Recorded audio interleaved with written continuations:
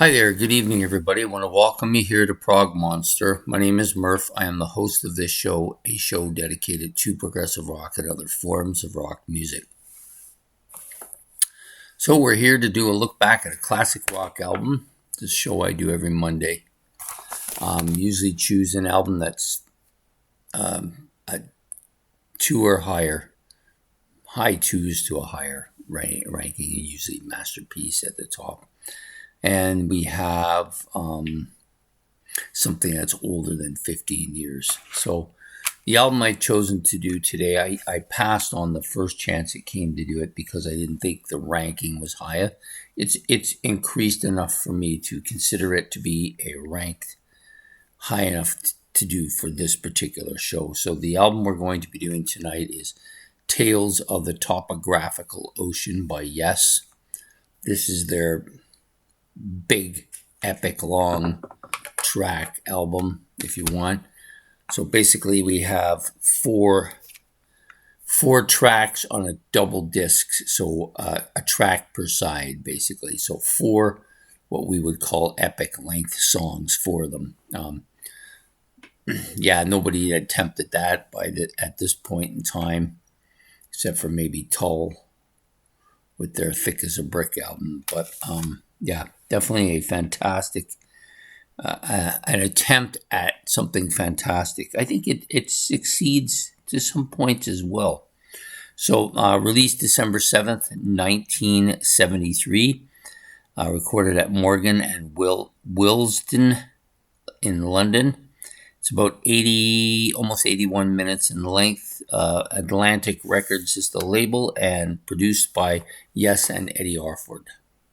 Appearing on here, of course, is one of their classic lineups. John Anderson on lead vocals and percussion, Chris Squire on bass and vocals, Steve Howe on guitars, vocals, electric sitar, and he also plays the lute on here as well. Alan White on drums and percussion, and of course Rick Wakeman on all sorts of keyboard instruments and synthesizers as well as piano and other stuff. So fantastic instrumentation on here. Maybe they're one of their most, if not their most complex album. I think it's probably between this one and Relayer. Those are the two most complex. Relayer is a bit more into the jazz fusion realm, where this not so much into that realm, just very complex. So it's got 4 tracks, as I've said. Very complex instrumentation. Lots of slide guitar on this album too, which Steve Howe likes to play, and he plays very well. Dominant on a lot of the tracks on the album. Lots of keyboard parts as well, as including some absolute outstanding soloing by Rick Wakeman here. I think the bass is pretty prominent on this album too. Not that you wouldn't expect it to be, because Chris Squire is a frontal type bass player, and he's all over this album, the heavy, heavy bass. The drum part's also equally as prominent. Got a bit of a heavy finger to it. It's not the Bill Bruford type of jazzy type of stuff you would get with Close to the Edge, but on this album, which I think is Alan White's first album with the band, very, very dominant forward kind of heavy on the toms type drumming that goes on here. John Anderson's vocals, of course, are perfect, next to perfect. Different ranges of high, smooth, almost marshmallowy sounding vocals, and have been that way on almost every Yes album. There is no change in the sound of his voice over the entire 50 to 60 years that he's been singing for this band. He's just absolutely perfection. So the opening track, which is The Revealing Science of God, lots of multi-vocal voices, sounds going on here throughout the track. The bass and drums are very heavy, very forward throughout the track.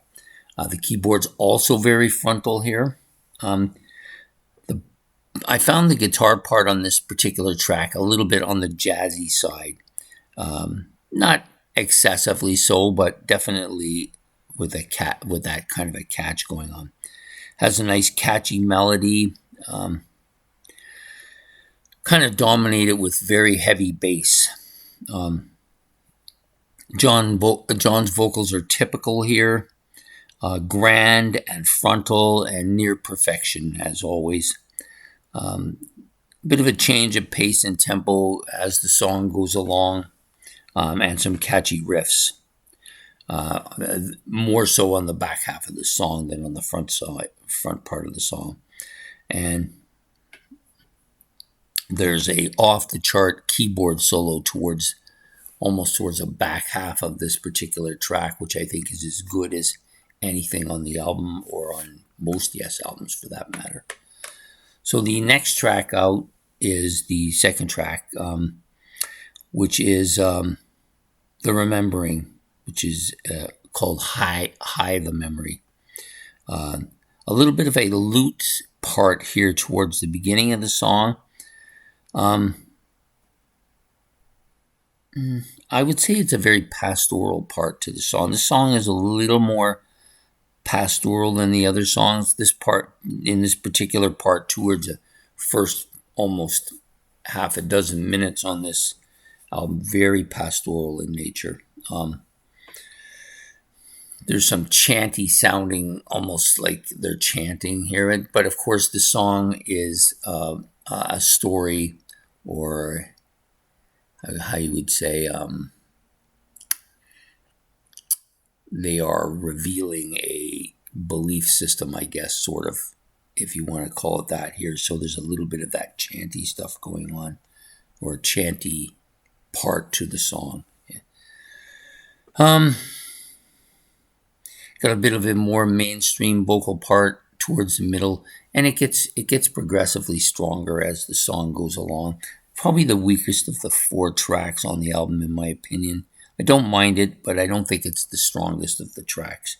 The next one, which is the first track on side 3, or the first track on the disc 2, side 3, The Ancient, Giants Under the Sun. It opens with this massive gong and a multitude of noises, something you might find on a Floyd album, but not dark at all. Lots of slide, lots of weird noises, including, I think, a bit of a xylophone in here as well. The synths are pretty heavy pounding with a stark vocal sound to the voice as well. Heavy keyboards and synthesizers throughout the track. Again, that heavy drum part that's going on throughout the track as well. You've got, towards the end here, you got this acoustic guitar, and it tones down the song quite a bit towards the back half. The vocals are clear, concise, perfect. And it kind of ebbs with this classical guitar bit that has a bit of a synthesizer finish to it. So, yeah, interesting track. I do like this track.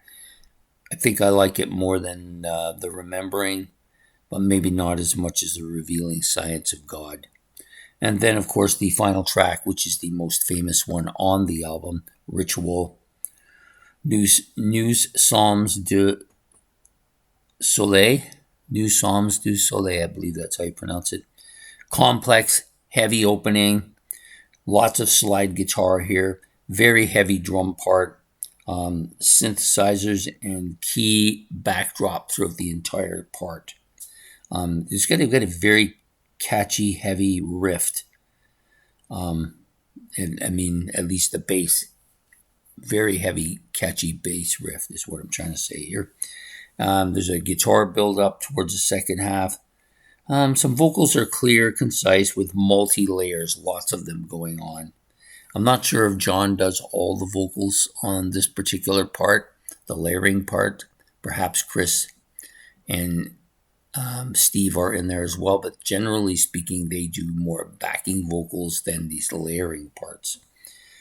Bass solo and riff dominated, along with the drums towards the back half of the song.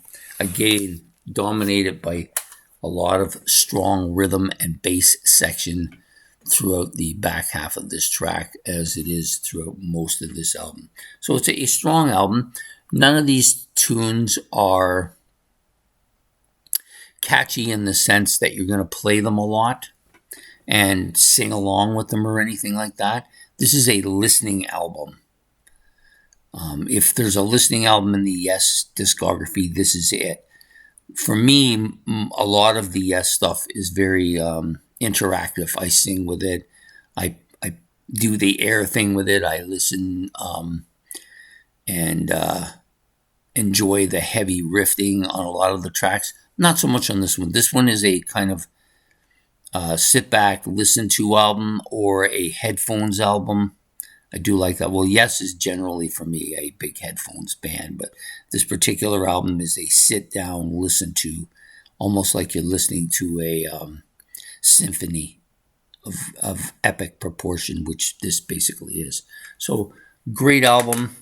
I don't think it makes it up to the top page as some of the other Yes albums do, but it's definitely moved into the realm of good. And so for me, that's important. So it's taken a lot longer because it's a longer, more complex album. So anyways, I hope you've liked this episode. Please hit the like and subscribe. Please hit the notification bell if you wish to be informed by more of this type of music. And also, any comments on the album. I know there's some people out there absolutely adore this album, and I can see why. It grows on you, so I guess the more you listen to it, the more you're going to like it. That's the way I feel about it. Kind of similar to Genesis, The Lamb Lies Down on Broadway. The more you listen to it, the more intricate it becomes, the more you like it. Now, that's the way I see these two albums, and this one in particular fits that bill. So please leave any comments you want down below, and we will see you next week or next Monday on Look Back at a Classic Rock Album. So have yourself a good evening and goodbye.